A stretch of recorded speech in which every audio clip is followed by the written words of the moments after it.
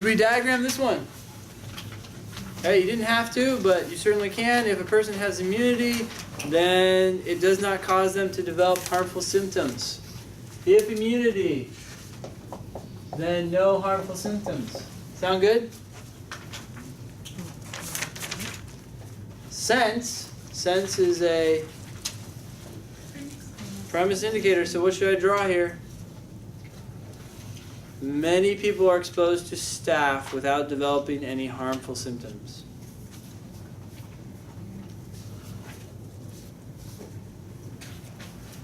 I would just simplify this and say no harmful symptoms. Right? It's in relation to staph. You want to point that out, that's fine. I had staph once, by the way. Scary. It was really scary. I had to go to the hospital. And while I was in the hospital, they said, okay, you're on this antibiotic. I said, great. And then I started reading about it on Wikipedia, and it's like, this antibiotic is also known as the antibiotic of last resort. I was like, this is it? It's better work. And it was taking hours and hours, and it wasn't working. I was there for days. But then I told the nurse that, and he's like, well, that's no longer true. That's just... We've come up with some other more severe ones. I'm like, oh, great. Let's hope this all works out. All right, so anyways, so don't get staph. It follows that they have immunity to that infection. What do you guys think? Is that good? Christian? That's good. How many people stand behind Christian? Yes, it's good. Good argument. All right, no, you guys all think it's bad? I didn't say it was not flawed. I said this was an accurate portrayal. Okay, this is flawed. Why is this flawed, Christian? Because I feel like the actual age should be, like, if you were going to do it appropriately, it would be, you'd have to do age then I. Age then not I. Age then not I, yeah. What is this called right here? False. No. This thing right here. That's the necessary condition. Yes, so this person has done what with this necessary condition? Negated it. No. They have not negated it. They've treated it As if as if it was a sufficient condition. as if it were a sufficient condition. Right? If this were over here and that were over here, then this would make sense. So this person has treated a necessary condition as if it were sufficient. We're looking for an argument that is similarly flawed. Which ones were we debating? E? B. B. Oh, B.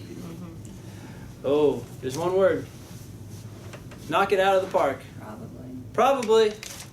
Ding, ding, ding, ding. 5 points for Eliza. In the closing round. Do you see that word probably? I do. So in the original argument, it says, it follows that they have an immunity to infection by this microorganism. They say it very definitively.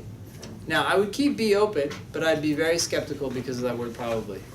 That's a much more reasonable conclusion than the one that they drew. Did you read D? Yeah. Oh, okay. I was just wondering if this was a situation where we picked B and we're like... I was kind of like over this question. So. You were, okay, so you essentially didn't read D. I probably didn't read it, but that's what I thought. You're like, yeah, Isabel, no, that definitely makes it wrong. Business owners, no, it's definitely not about that. Okay, so D says, when business owners are subjected to excessive taxation, they become less willing. So tax, they become less willing to do what? Expand. They don't expand, essentially. I know that's overstating it, but the recent decline, thus, we didn't see this, therefore, taxes are too high. Exact same argument. Other answers that were tempting?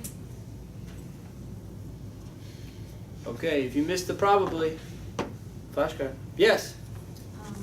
So, the subscript S Yes. that you're included, Yes. in your eye diagram, that you included the S as a premise, like whatever it's called, Staff? Staff.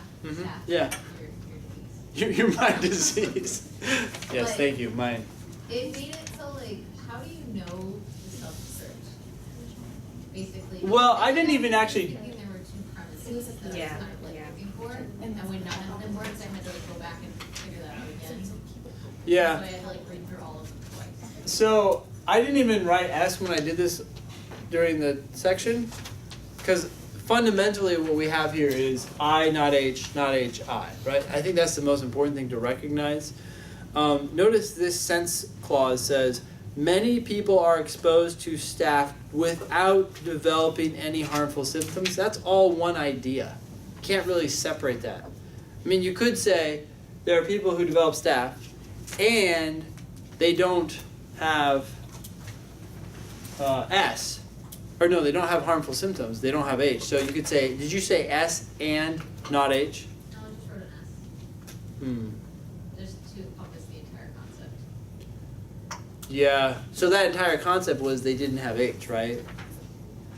Which is really the more important aspect because it's what goes back to the original premises.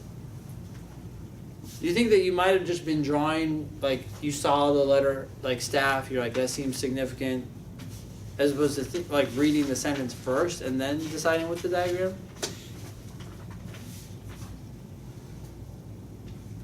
Or did you read the sentence and then, I read the sentence and diagram. did you catch that this was related to that? Yeah.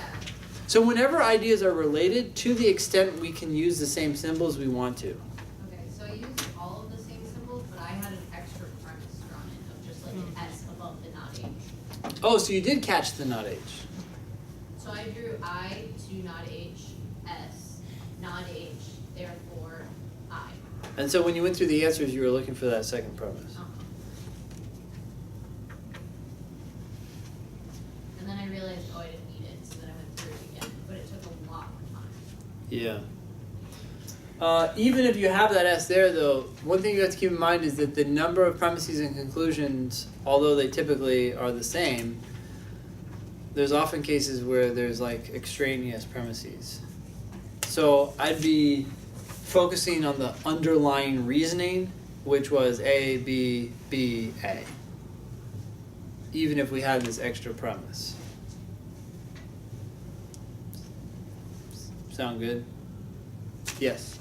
I also chose B, but I just like to see maybe a couple more diagrammed answers. Like, could we diagram a few more just so I Sure, can which see the ones? difference? Let's do A and E or something. Okay. It doesn't really I wouldn't diagram A because let's just go through it for half a second here. Okay. Everything morally right is just. Mhm. Oh, so true. But some, Okay. we never had any sort of like. This works. I just want to know why everything else is wrong. Sure. So And, some. and I kept reading A, but it says thus some morally right actions. Right? Uh-huh. Like that's just not the same strength. Answer choice B, we talked about probably. Mhm. Answer choice C, Isabel said that she would take the medication. That's kind of weird too, because that says she said this Mhm. versus whether it happened or not. It did not happen. But let's just keep going. Obviously, though, she did not do so. Okay. Because medication either cures diseases or alleviates its symptoms, and Isabel is still quite ill. Like this almost sounds. I mean, I think it's flawed for a different reason. Like there's this timing issue. Even if she took the medication, maybe it hasn't cured her yet, or alleviated symptoms. But I didn't like the either or. Okay. You know, but we don't have like an if-then statement. We just say, hey, it either does this or this. She's still quite ill, so apparently it didn't do those things. So maybe she didn't take the medication, or she just needed to wait longer. It seems like a different flaw, the time flaw, than this, which is like a false contrapositive. Okay. Are you okay with that? Yeah. Yeah, and then E, studies show that doctors tend to wash their hands less often. Ooh, I don't like that less. Less is relative than any other healthcare professionals. We don't have an if-then statement, we just have a comparison. Okay. This shows that the procedure cannot be of much value in preventing disease. Now, what role does tend to play in that? Like, does that? Oh, that means usually, Okay. which is like probably. But we don't even have an if-then statement there, right? We just have, they do it less than others. Okay. Alrighty. Any other questions on this one? Okay?